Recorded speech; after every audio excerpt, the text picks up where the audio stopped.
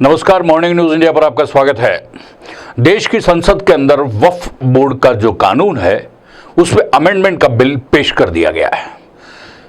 इस amendment bill को पेश करने से पहले ही कांग्रेस, टीएमसी, एसपी समेत तमाम जो इंडी ब्लॉक के अलायंसेज हैं उन्होंने विरोध करने का तय कर लिया था। विरोध के लिए कोई इनके अपने कारण है, राजनीतिक जो भी इनकी स्थितियां हैं वो ये जाने, लेकिन सवाल देश की जनता के सामने है, आखिर इंडी ब्लॉक वक्फ बोर्ड की संपत्तियों के लिए जो कानून लाया जा रहा है उसका विरोध क्यों कर रहा है। यहां भारतीय जनता पार्टी से जुड़े हुए और भारतीय जनता पार्टी के एनडीए अलायंसेस के लोग साफ तौर पर बता रहे हैं कि ये तुष्टीकरण की एक राजनीति का एक अहम हिस्सा है, क्योंकि राजनीति के अंदर वोट बैंक जो है, अभी 2024 का जो लोकसभा चुनाव आया उसके अंदर पूरी तरीके से भारतीय जनता पार्टी का मुस्लिम समुदाय ने विरोध किया और वोट नहीं दिए और इनके खाते में वोट डाले। वक्फ बोर्ड का बिल आ तो गया और हल्ला मच रहा, हंगामा मच रहा। ओवैसी ने तो साफ तौर पर कह दिया कि ये सरकार ही मुसलमानों की दुश्मन है।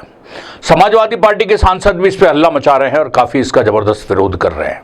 हम आपको बताते हैं वक्फ बोर्ड क्या है और इसकी कहानी क्या है। आपको जानकर आश्चर्य होगा कि वक्फ बोर्ड के पास कितनी अचल संपत्तियां हैं। भारत सरकार ने 2022 के अंदर लोकसभा में बताया था 8,65,000 अचल संपत्तियां वक्फ बोर्ड के पास है। इतना ही नहीं, वक्फ बोर्ड के पास जो जमीनें हैं, आप सोच भी नहीं सकते कि वक्फ बोर्ड के पास इतनी जमीन आई कहां से। 9.4 लाख एकड़ जमीन का मालिक आज वक्फ बोर्ड है। देश की रेलवे और सेना के पास जितनी जमीन है उसके बाद में किसी के पास इतनी जमीन है तो वो है वक्फ बोर्ड। अकेले उत्तर प्रदेश के अंदर वक्फ बोर्ड के पास में 2 लाख से ज्यादा अचल संपत्तियां हैं। बात यहीं खत्म नहीं होती है, बात इससे भी आगे जाती है। 2009 के बाद में 2014 तक यूपीए की सरकार रही, 2014 से 2024 तक भारतीय जनता पार्टी की सरकार। 2009 से वक्फ बोर्ड की संपत्तियों में दुगने से ज्यादा का इजाफा हुआ। अब आप सोच रहे होंगे कि संपत्ति आई कहां से है, कैसे आ रही है, इसके पीछे क्या मंतव्य है, इसके पीछे कहानी क्या है, आखिर इसके पीछे करना क्या चाहते हैं। और सबसे बड़ी चीज देखिए, वक्फ बोर्ड ने यदि किसी संपत्ति पे अपना दावा पेश कर दिया तो आप सोच के देखिए, जिसकी संपत्ति पर दावा पेश कर दिया अब उसको साबित करना है कि संपत्ति का मालिक वो है।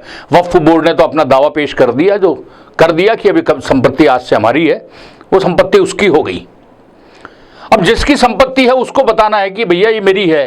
अब इसके अंदर इतना है कि वक्फ बोर्ड ने कोई फैसला कर दिया तो उसके बाद में उसकी सुनवाई कहीं भी नहीं है। आप देखिए, सऊदी अरब जैसा देश में भी भारत से बहुत कमजोर वक्फ बोर्ड है। भारत का वक्फ बोर्ड कई मुस्लिम देशों से भी ज्यादा पावरफुल कर रखा है। अब आप देखिए, वक्फ बोर्ड जो है, बंटवारे के समय जो संपत्तियां रह गई और राजस्व रिकॉर्ड में वो वक्फ के नाम पे दर्ज है, वो सभी संपत्तियां वक्फ बोर्ड की होगी। कहा तो जाता है कि वक्फ बोर्ड किसी भी संपत्ति पर दावा नहीं कर सकता, लेकिन 1954 के अंदर राजस्व रिकॉर्ड के अंदर जो संपत्ति वक्फ के रूप में दर्ज है या सरकार ने वो संपत्ति दी है, वही संपत्ति वक्फ बोर्ड में हो सकती है। सवाल ये खड़ा होता है, जब 1954 के अंदर ये व्यवस्था थी, बंटवारे के समय जो संपत्ति वक्फ बोर्ड में दर्ज थी वही हो सकती है, तो ये 8,65,000 अचल संपत्तियां वक्फ बोर्ड के पास आई कहां से। 9.4 लाख एकड़ जमीन आई कहां से। और सबसे बड़ी चीज, वक्फ बोर्ड की जो कमाई है, वक्फ बोर्ड का जो खातों का पूरा रखा जाता है, उसका कहीं कोई हिसाब किताब नहीं है, सरकार का कोई कंट्रोल नहीं होता है। उन्होंने जो कर दिया फाइनल है। बस इसी बिल के अंदर भारत की सरकार 40 अमेंडमेंट्स लेके आ रही है इस बिल के अंदर, और ये 40 अमेंडमेंट इस तरीके के हैं ताकि ये वक्फ बोर्ड जो एक स्वायत्त शासी संस्था के रूप में मनमानी कर रहा है उस पर कंट्रोल किया जा सके। हम आपको बताते हैं 5 बड़े कारण जिसके लिए वक्फ बोर्ड का जो बिल है अमेंडमेंट के लिए लाया गया है। वक्फ बोर्ड का जो अमेंडमेंट बिल है इसके अंदर 40 बदलाव किए जा रहे हैं। वक्फ बोर्ड में गैर मुस्लिम की एंट्री है जिसमें कि 2 सदस्य गैर मुस्लिम होंगे। बोर्ड का सीईओ गैर मुस्लिम हो सकता है। महिला और अन्य मुस्लिम महिला का प्रतिनिधित्व इसमें बढ़ाया गया है जिसकी संख्या 2 कर दी गई है। इसमें सरकार का कंट्रोल बढ़ेगा और जितने भी जो पैसा जमीन जो भी अचल संपत्ति आ रही है उसकी ऑडिट सीएजी करेगी। इस कानून के अमेंडमेंट के बाद में किसी को भी कोई तकलीफ होगी वो ट्रिब्यूनल के फैसले के 90 दिन के भीतर हाई कोर्ट में जाके दावा कर सकता है और अपने पक्ष में बात कर सकता है। अभी तक ऐसी व्यवस्था नहीं थी। वक्फ बोर्ड ने जो कर दिया वही अंतिम निर्णय होता था। अब सवाल खड़ा होता है कि आखिर विरोध क्यों किया जा रहा है। सवाल ये भी खड़ा होता है कि वक्फ बोर्ड के पास इतनी संपत्ति आई कहां से है।